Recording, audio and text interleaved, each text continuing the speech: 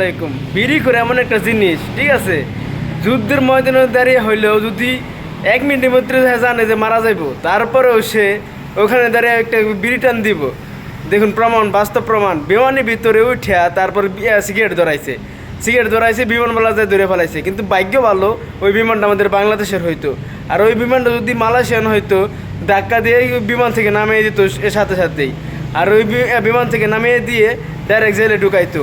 এটা কিন্তু নিয়ম, ঠিক আছে। দেখুন কি একটা অবস্থা। বাংলাদেশিদের কখনো দমায় রাখা যাবে না, ওরা জানেই না কখন কোন জায়গায় কী ব্যবহার করতে হবে। আরে বাইরে মালয়েশিয়াতে দেশে যাইবো, ঠিক আছে, তারপরে আবার বিমানের ভিতরে সিগারেট খাই দেবো কেন ভাই? ওঠার আগে খানা, ওঠার আগে তো অনেক সিগারেট জোন আছে, ওই জায়গাতে সিগারেট খা। বিমানের ভিতরে ওইটা কেন খাইতে হইব? সিগারেট খেয়ে ধরা পড়ছে, তারপর দেখুন কি একটা অবস্থা। ভিডিও সবাই শেয়ার করবেন। আমাদের এই জাতি কখনোই শিখবে না কারো কাছ থেকে।